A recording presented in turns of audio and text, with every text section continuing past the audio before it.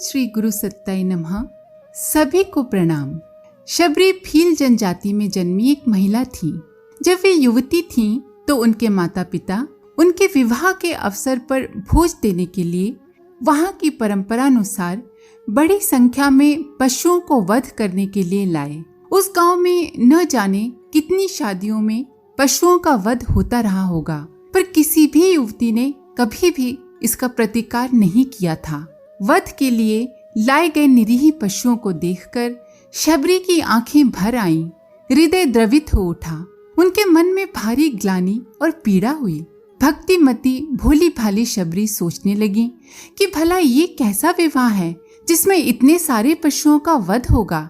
ऐसे विवाह से तो विवाह न करना अच्छा है। उन निरीह पशुओं की ऐसी नियति को देखकर शबरी के मन में सांसारिक जीवन से वैराग्य उत्पन्न हो गया। वे एक जंगल में चली गईं, जहां वे भगवत भक्ति कर सकें। उस जंगल में कई संतों के आश्रम थे। भगवत भक्ति के लिए वे संतों का आशीर्वाद पाना चाहती थीं, पर वे प्रत्यक्ष रूप से संतों के पास जाएं तो कैसे जाएं, क्योंकि वे भील जनजाति की जो ठहरी। भगवत भक्ति में तल्लीन पावन पुनीत जीवन जीने वाले संतों के सामने स्वयं को अधम मानने वाली शबरी वहां जाने की हिम्मत नहीं जुटा पाई। इसीलिए वे रोज चुपके से ऋषियों के आश्रम में जाती और वहां साफ सफाई करके लौट आती। ऋषिगण जब अपने शिष्यों के साथ आश्रम से बाहर चले जाते तो शबरी चुपके चुपके आश्रम की सफाई तो करती ही थी, साथ ही संत और शिष्यों के लिए जल भर देती और अन्य सेवाएं भी कर दिया करती। जब ऋषिगण वापस आते तो अपने आश्रम की साफ सफाई व अन्य सेवाओं को देखकर अचंभित हो जाते। सोचते, ये सब रोज कौन कर जाता है। एक दिन मतंग ऋषि के एक शिष्य ने छुपकर ये पता लगा ही लिया कि उनके आश्रम की साफ सफाई व अन्य सेवा शबरी नाम की भील जाति की एक महिला चुपके चुपके कर जाती हैं।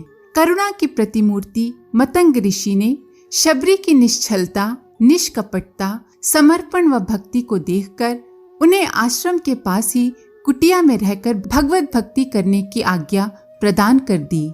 ऋषिवर ने शबरी को राम मंत्र से दीक्षित किया और उनकी सेवा व सच्ची गुरु भक्ति व भगवत भक्ति को देखकर कहा, पुत्री, मैं सशरीर तो नहीं रहूंगा, पर तुम एक दिन भगवान श्री राम को अपनी आंखों से प्रत्यक्ष देख सकोगी। तुम अपनी भगवत भक्ति में कभी भी कोई व्यवधान मत आने देना। पल पल भगवान का स्मरण करते रहना। प्रभु बड़े दयालु हैं, वे तुम पर एक दिन अपनी कृपा अवश्य बरसाएंगे। अपने गुरु के मुख से ऐसी वाणी सुनकर, ऐसा आश्वासन सुनकर शबरी की आंखें प्रेमाश्रुओं से भर आईं। वे गुरु के चरणों में गिर पड़ी। एक दिन ऋषिवर संसार से विदा हो गए, पर शबरी अपने गुरु के आदेश का पल पल निर्वाह करती हुई अविराम भक्ति करती रही। भगवान के आने की बाट जोहती रही। भगवान तो सर्वज्ञ हैं, अंतर्यामी हैं, सर्वव्यापी हैं, फिर भला शबरी की निश्चल भक्ति उनसे कैसे छिपी रह सकती थी। प्रभु तो परम दयालु हैं। अपने भक्त की निश्चल भक्ति व सच्चे प्रेम को देखकर वे द्रवित अवश्य ही होते हैं।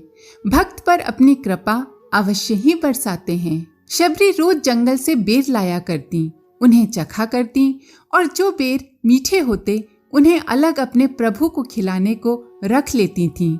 जिस मार्ग से ऋषिवर आते जाते थे उसे साफ करके वे निष्कंटक बनाया करती थीं। वे भगवान राम की प्रति पल प्रतीक्षा करती थीं और स्वयं को ये भरोसा देती थीं कि प्रभु उन्हें दर्शन अवश्य देंगे। मानसकार ने उनके इस भावों को कुछ इस तरह से व्यक्त किया है। वे सभी दिशाओं में, सभी पहरों में सचेत हो देखती हैं कि कहीं मेरे प्रभु आ तो नहीं गए और उनके आने पर मैं कहीं सोई तो नहीं रह गई, कहीं मेरे प्रभु मार्ग तो नहीं भटक गए। उनके हृदय में उमड़ता घुमड़ता प्रेम आंखों से अश्रु बन बह रहा है। वे सोच रही हैं कि कहीं मुझे अधम जानकर प्रभु ने आने का विचार बदल तो नहीं लिया। यही सोचकर वे और भी रोती जाती हैं। उन आंसुओं ने मानो शबरी के कोटि कोटि जन्मों के कर्म संस्कारों को धो डाला। उनका मन पवित्र हो गया। उन्होंने कुटिया से झांक कर देखा तो देखती रह गईं। देखा, मेरे प्रभु तो सचमुच मेरी कुटिया की ओर आ रहे हैं। इस परम दिव्य प्रसंग को मानसकार ने इस प्रकार प्रस्तुत किया है। सरसिज लोचन बाहु बिसाला, जटा मुकुट सिर उर्बन माला, श्याम गौर सुंदर दो भाई, सबरी परी चरण लपटाई। प्रेम मगन मुख बचन न आवा, पुनि पुनि पद सरोज सिर नावा। सादर जल लय चरण पखारे, पुनि सुंदर आसन बैठारे। कंद मूल फल सुरस अति, दिए राम कहुआनी। प्रेम सहित प्रभु खाए, बारंबार बखानी। पानी जोरी आगे भई ठाड़ी, प्रभु ही बिलो की प्रीति अति बाढ़ी। केहि विधि स्तुति करो तुम्हारी, अधम जाति में जड़मति भारी। कह रघुपति सुन भामिनी बाता, मानव एक भगति कर नाता। नवधा भगति कहो तोहि पाही, सावधान सुनु धरु मन माही। अर्थात कमल सदृश नेत्र और विशाल भुजा वाले, सिर पर जटाओं का मुकुट और हृदय पर वनमाला धारण किए हुए सांवले और गोरे भाइयों राम लक्ष्मण के चरणों में शबरी लिपट पड़ी। वे प्रेम में मग्न हो गईं और उनके मुख से कोई शब्द नहीं निकला। फिर उन्होंने जल लेकर आदर पूर्वक दोनों भाइयों के चरण धोए और फिर उन्हें सुंदर आसनों पर बैठाया। उन्होंने अत्यंत रसीले और स्वादिष्ट कंदमूल और फल लाकर प्रभु श्री राम जी को दिए। प्रभु ने बार बार प्रशंसा करके उन्हें प्रेम सहित खाया। फिर वे हाथ जोड़कर आगे खड़ी हो गईं। प्रभु को देखकर उनका प्रेम अत्यंत बढ़ गया। उन्होंने कहा, मैं किस प्रकार आपकी स्तुति करूं? मैं नीच जाति की और अत्यंत मूढ़ बुद्धि हूँ। इस पर भगवान श्री राम ने कहा, हे मातंगी, मेरी बात सुन। मैं केवल एक भक्ति का ही संबंध मानता हूँ। मैं तुम्हारी सच्ची भक्ति से अति प्रसन्न हूँ। मैं तुमसे अब अपनी नवधा भक्ति कहता हूँ। सावधान होकर सुनो और मन में धारण करो। इस प्रकार प्रभु ने शबरी जी की सच्ची भक्ति के कारण उन्हें नवधा भक्ति प्रदान की। शबरी जी की भक्ति सफल हुई। भक्त और भगवान के मिलन के इस मधुर प्रसंग में साधकों व भक्तों के लिए कई आध्यात्मिक प्रेरणाएं व संकेत हैं। सर्वप्रथम तो शबरी बालिका होते हुए भी पशु वध जैसी क्रूर, अमानवीय व अधार्मिक परंपरा का विरोध करती हैं, उसका प्रतिकार करती हैं। परंपराओं की तुलना में वे अपने विवेक को महत्व देती हैं। अनीति का विरोध न करना भी अनीति को बढ़ावा देने के ही समान है। आज समाज में मृतक भोज, दहेज प्रथा, बेटे बेटी में फर्क, खर्चीली शादियां आदि कई बुराइयां हैं जिनका विरोध होना ही चाहिए। पर्यावरण संरक्षण के लिए काम किया जाना चाहिए। साधना और धर्म के मार्ग पर चलने वाले साधकों के लिए ये अभीष्ट भी है। शबरी में भाव संवेदना भरी हुई है, इसीलिए वे पशु वध की परंपरा से दुखी हैं, द्रवित हैं। शबरी में सेवा की भावना प्रबल है, उनमें श्रमशीलता भी है। वे चुपके चुपके सेवा कर जाती हैं। इसका प्रतीकात्मक अर्थ ये है कि साधक को, भक्त को सेवा श्रेय पाने की आशा से नहीं, वरन स्वभावता ही करना चाहिए। सेवा में कोई दिखावा, प्रदर्शन या मान सम्मान पाने की भावना नहीं होना चाहिए।